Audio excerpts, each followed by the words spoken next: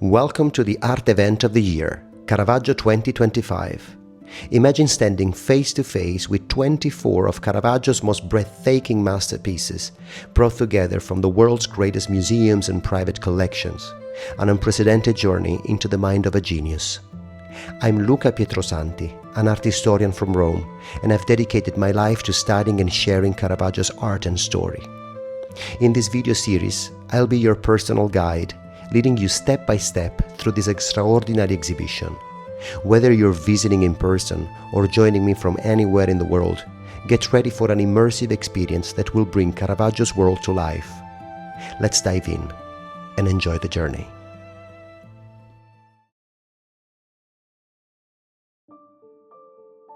The perfect starting point for our story is the famous self-portrait as Bacchus, known as the young, sick Bacchus, now housed in the Borghese Gallery. But why begin here? Because here, the artist himself meets our gaze and invites us into his world. Who is Michelangelo Merisi da Caravaggio, the young man staring back from beyond the canvas? Let's try to picture him. Caravaggio has just left Milan, where he learned the basics of painting. He's only recently arrived in Rome, in his 20s. He's hungry for experience, recognition, and success. But the times are hard. He briefly worked in the studio of Cavaliere d'Arpino, one of Rome's most sought-after painters, but left disappointed. His talent wasn't seen or valued. He was relegated to painting minor details on his master's work. Flowers and fruit, nothing more. Then something unexpected happened. An accident landed the young Caravaggio in the Hospital della Consolazione, where he endured a long and difficult recovery. Afterwards, he left the workshop and decided to strike out on his own. It was precisely after the hospital stay that this painting was born, probably a personal exercise or even a statement of intent. On the young man's face, we still see the traces of illness, purplish lips, a pallid complexion, a sunken, weary gaze. Caravaggio looks in the mirror and paints himself with no filters, no idealization, just a raw, honest, vulnerable image. Already, he understands what a great painting should be, a mirror held up to the world, an art that observes and tells the truth without embellishment or pretense. But be careful, this isn't just a self-portrait. Caravaggio wears an ivy crown, holds a bunch of grapes, and is draped in classical robes. He presents himself as Bacchus, the Roman god of wine, intoxication, and creative frenzy. Is it a costume or a deeper message? Look at the fruit on the table, painted with astonishing realism. Velvety peaches, juicy grapes, so vivid you feel you could reach out and touch them. It's a celebration of life's pleasures, but also a reminder of how quickly they fade. Fruits that ripen in an instant, only to wither and decay. And this pale, exhausted young god seems worn out by his own intoxication, a beauty consumed by burning passion, almost a premonition of the artist's own destiny. This theme connects to the painting beside it, the boy peeling fruit, a mysterious work still wrapped in uncertainty. Biographers list it among Caravaggio's first Roman paintings, and several versions exist in collections worldwide. Of them all, the one in London, which you see here, is considered the most convincing. What strikes us is the subject, so simple it borders on the banal. A boy seated at a table, peeling a fruit. A quiet moment, captured with the immediacy of candid photography. But how can such an ordinary gesture become art? By concealing a deeper meaning in the details.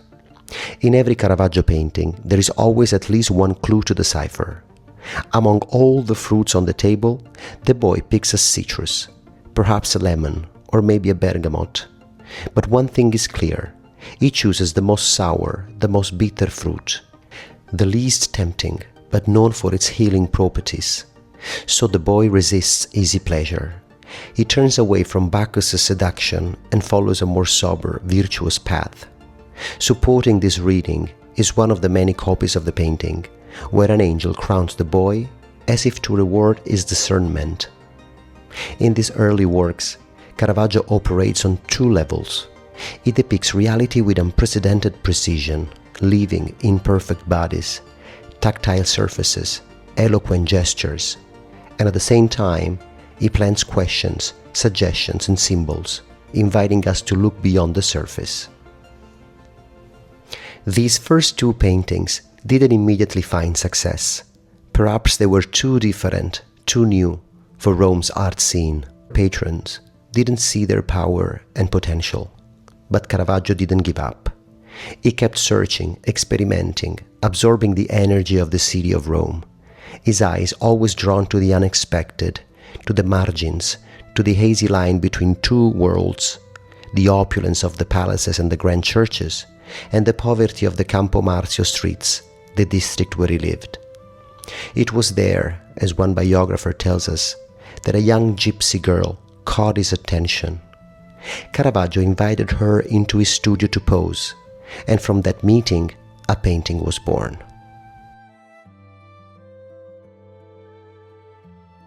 In The Fortune Teller, the two worlds meet. A refined young man, in elegant clothes, sword at its side, feather hat, lets a gypsy read his palm. Her gaze is intense, her words persuasive, and the boy, enchanted, doesn't notice that with a subtle gesture, she's slipping the ring off his finger. Viewers of the time saw this as a classic scene of popular comedy, the naive aristocrat, handsome and well-born, tricked by cunning charm. But notice how Caravaggio hides the key detail, the stolen ring, within the crossing of their hands, cleverly concealed from view.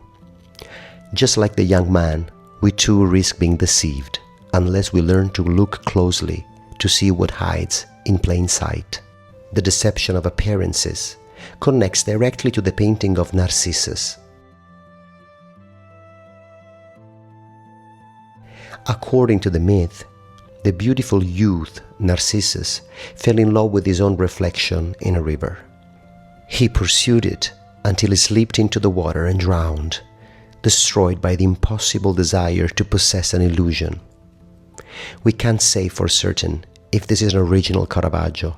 No documentation survives, but the visual invention is so powerful that many critics are convinced. Narcissus is trapped in his own reflection, and his figure doubles and inverts like a playing card, emerging from a dark void with no spatial reference. The artist strips away every distraction, forcing us to focus on the human experience, a soul caught in an illusion that will prove fatal. The theme of deceptive appearances becomes even more explicit in the Cardsharps. This work marks a pivotal moment in Caravaggio's career, a long-awaited breakthrough. Once again, we see a young man, similar to the boy in The Fortune Teller, completely absorbed in a card game. He's so focused that he doesn't notice the conspirator behind him, discreetly signaling to his opponent which cards to play. It's a full-blown scam, of which he is entirely unaware. In this painting, Caravaggio takes a major step forward. We're struck not only by his ability to tell a story through gestures and glances, but also by the extraordinary technique with which he renders reality. The shine of period garments, the roughness of the carpet stretched over the table, the delicate texture of the playing cards. Every surface is painted with an almost photographic precision, rarely seen in Roman art. And then there's the game board, probably a backgammon set, jutting out from the table as if inviting us to join the game. Caravaggio never misses the chance to include a detail that draws us in, pulling us into his world. As mentioned, this painting was decisive for the painter's career. Displayed in the shop of an art dealer, it caught the eye of a key figure, Cardinal Francesco Maria del Monte, a cultured, influential man and a great art lover. The cardinal was struck by the originality of the painting and Caravaggio's astonishing technique. He bought it and took the young artist under his wing, welcoming him into his palace. The next painting, The Musicians, brings us inside Palazzo Madama, the cardinal's sumptuous residence, where a private concert is about to begin. 3 young men are preparing to entertain the cardinal and his guests with chamber music. As always, Caravaggio includes figures painted from life. At the center of the composition, we likely see Pedro Montoya, a famous Spanish musician of the time and a protégé of Cardinal del Monte. He is tuning his instrument, and the scene feels so vivid that we can almost hear the sound of the strings being plucked. Behind him, Caravaggio himself poses as a musician, ready to play the cornetto. Notice how his head is tilted at the same angle we saw earlier in Young Sick Bacchus, the most comfortable position for painting oneself in a mirror. In the foreground on the right, a singer shows us his back while reviewing the score. The attention to detail is such that the music can be identified, a 6-voice madrigal whose lyrics recount the myth of Icarus, the young man punished by the gods for his reckless ambition. These are refined references from a cultured world, where classical antiquity came alive in Roman saloons.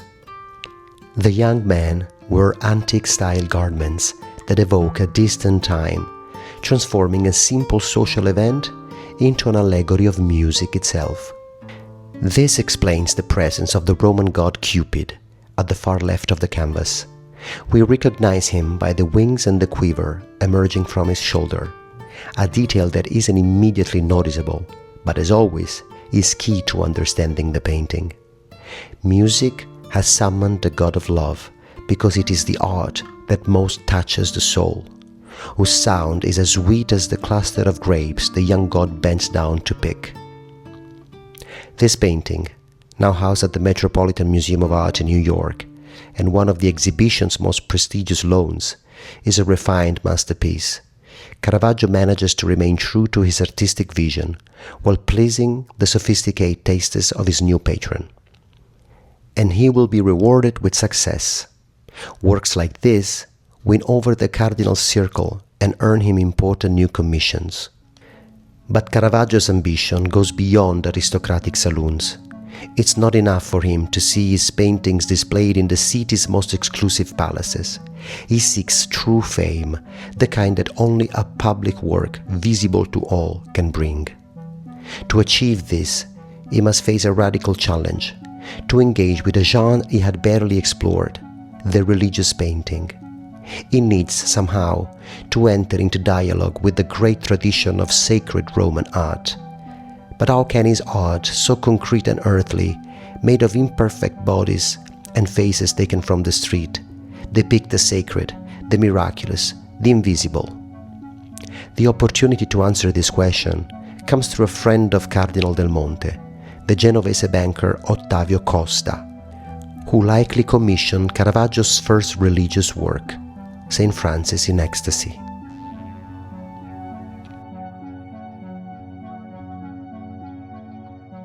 I like to imagine Caravaggio's reaction when he first heard this story from Catholic tradition. St. Francis, having retreated to Mount Laverna with Brother Leo and a few shepherds, experiences a mystical vision. A seraph angel appears in the sky and imprints on him the stigmata, the wounds of Christ's passion.